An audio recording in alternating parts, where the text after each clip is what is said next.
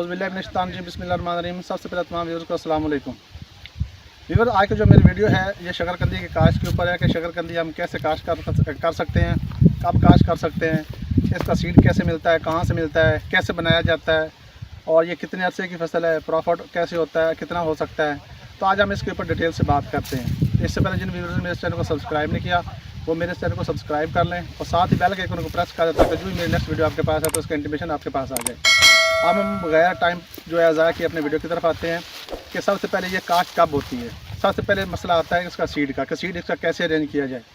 अगर तो आपके करीब तरीन कहीं भी कोई आपको पता कि फलां बंदे से मुझे इसका सीड मिल सकता है तो आप उससे भी परचेज़ कर सकते हैं। वो आपको मरले के हिसाब से देगा। 1 एकड़ के अंदर तकरीबन को 6 से 7 मरले जो इसका वो सीड लगेगा। अगर आप के करीब तरीन नहीं है सीड तो आप 1 साल अपना सीड बना लें, नेक्स्ट ईयर जाके उसको आप काश्त कर सकते हैं। एक तो इसका ये भी है। अगर इस तरीके से आप नहीं करना चाह रहे कि जी मैंने इसी सीज़न में ही लगानी है तो आप लोग जब फरवरी मार्च का महीना यानी कि जब सर्दी गुजर जाती है तो मार्च के महीने में आके आप जो छोटी छोटी शकरकंदी होती है आप वो ले सकते हैं। उसकी मैं आपको एग्जांपल बता देता हूँ। जिस तरीके की ये शकरकंदी ये छोटी छोटी है तो आपने इस तरीके से छोटी छोटी शकरकंदी लेनी है। अगर आपने बाज़ार से लेनी है तो आप बाज़ार से भी ले सकते हैं। अगर आपके कहीं करीब तरीन किसी के पास भी आपको पता चला कि यार उसके पास इसका सीड है तो आप उससे भी ले सकते हैं। तो आपने इसके तकरीबन ये इतने 2-3 इंच के आपने इसके ना वो टुकड़े कर लेने हैं, तकरीबन 3-3 इंच के। इन 3-3 इंच के टुकड़े करने के बाद आपने इसको ऐसे ज़मीन में गाड़ देना है। ये आपने ऐसे करना है कि इसके 2 से 2.5 फुट का आपने पुट्ठा निकलवा लेना है। उसके दोनों साइडों पे आपने ये तकरीबन को 6-6 इंच के फासले पर ये आपने इसका एक जो टुकड़ा है वो ज़मीन के अंदर ऐसे गाड़ देना है। तो ये जो आपका सीड होगा ये रेडी हो जाएगा कोई 2.5 से 3 माह के अंदर। उसके ऊपर जब वो आपने टुकड़े लगाएंगे उसके बाद आपने उसको पानी दे देना है और एक आध बार उसको हल्की फुल्की खाद देनी पड़ेगी आपको, यूरिया वगैरह या जो भी आपको अवेलेबल हो। और 2.5 से 3 माह बाद के बाद जो है इसकी बेलें आपकी वो रेडी हो जाएंगी।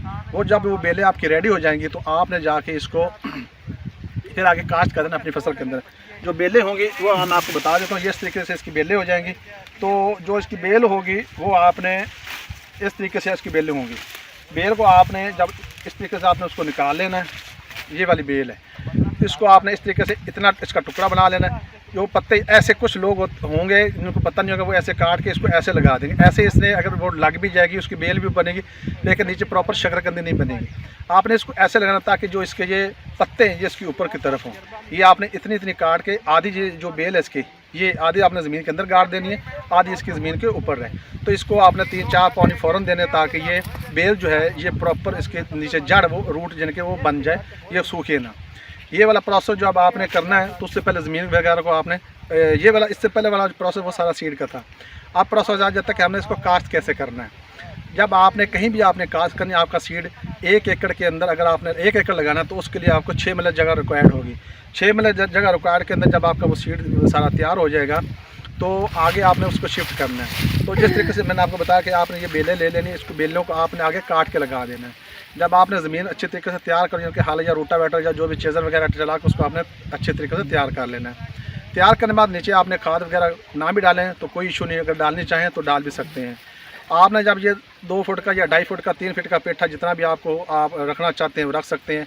वो आपने निकलवा के उसको दोनों साइडों पे 6 से 8 इंच या 1 फीट के मैक्सिमम 1 फीट के फासले पे आपने एक बेल से दूसरी बेल जो है वो ज़मीन के अंदर जैसे मैंने आपको पहले बताया वो आपने गाड़ देनी है। इस तरीके से जब आपने गाड़ देना 3-4 पानी इसको आपने लगातार देने ताकि ज़मीन के जो बेलें हैं वो अच्छे तरीके से अपने जो है वो ऊपर शगुफे वगैरह निकाल के अच्छे तरीके से इसको वो नीचे जड़ बना लें। ये तकरीबन कुछ 6 माह की फसल है। आप नवंबर-दिसंबर में आके ये आपकी फसल रेडी हो जाएगी। अब जो इसके ऊपर बीमारियों का अटैक हो इसके अंदर सिर्फ एक सुंडी पड़ती है जो इसके जो बेल होती है इस बेल के रास्ते वो नीचे उसकी फल होता है गंडी होती है वहाँ तक पहुँचती है और उसको नुकसान पहुँचाती है। इसलिए आपने इसको प्रॉपर स्प्रे वगैरह कोई भी किसी भी किस्म की वो कर देनी है। इसको ज़्यादा स्प्रे की भी ज़रूरत नहीं होती और जब ये आपकी फसल अच्छे तरीके से लग जाएगी उसको ज़्यादा और खाद वगैरह की ज़रूरत इतनी नहीं होती। थोड़ी बहुत ही आपने कोई यूरिया या नाइट्रोफास जो भी आपके पास अवेलेबल है वो हल्की फुल्की आपने इसको खुराक दे देनी है। ये आपकी फसल तकरीबन कुछ नवंबर-दिसंबर में आके रेडी हो जाएगी। अभी जिस फसल में मैं आया हूँ या जिस प्लाट का मैं विज़िट कर रहा हूँ ये लोग अभी इसकी खुदाई कर रहे हैं फसल की। अच्छी खुदाई इसके जो नीचे इसकी गंदी है यानी कि वो अच्छी निकल रही है। इन्होंने तो 18 मरले जो है वो उन्होंने कोई जब 15 मरले उन्होंने कोई जगह तकरीबन इतनी होगी बनती जो उन्होंने उसकी खुदाई की है, और उसके नीचे से तकरीबन कोई 8 से 10 मन जो शकरकंदी है वो उसकी वो निकली और उन्होंने उसको मार्केट में सेल कर दी है। अगर आपने गांव लेवल पे इसको सेल करना है तो वो उसके भी दो तरीके हैं। कुछ लोग अपने ही एरियाज़ में यानी कि फसल टू फसल यानी कि ना वो एक्सचेंज कर लेते हैं। अगर आपने शकरकंदी दे दी है तो उनसे आपके बदले में आपने रिटर्न के तौर पे या तो आप लोग मुंजी ले सकते हैं या आप लोग गंदम ले सकते हैं। अगर आपकी ऐसे सेल नहीं हो रही तो आप इसको मार्केट में भी बेच सकते हैं, मार्केट में आपको अच्छा रिवार्ड मिल जाएगा। अभी जो ये साहब बेच रहे हैं शकरकंदी, इनकी जो मार्केट में है वो बिक रही है वो तकरीबन कुछ 4000 से 4500 तक का जो है मन जो है शकरकंदी को सेल हो रही है।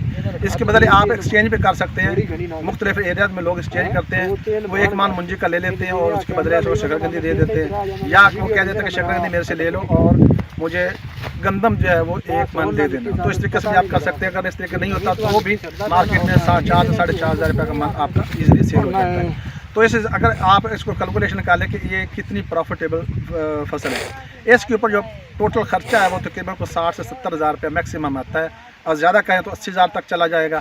और इसका जो मुनाफा है वो बहुत ही ज़्यादा है। ये कैश क्रॉप है, ना कि क्रेडिट वाली है। अच्छी फसल है, कम खर्चा और मुनाफा ज़्यादा है। तो इस तरीके से आप भी शकरकंदी काश्त करके जो है इसका अच्छे से अच्छा और ज़्यादा से ज़्यादा मुनाफा कमा सकते हैं। उम्मीद है व्यूअर्स आज की मेरी वीडियो आपको पसंद आई होगी। मुझे मेरी नेक्स्ट वीडियो तक के लिए इजाज़त दें। खुदा हाफिज़।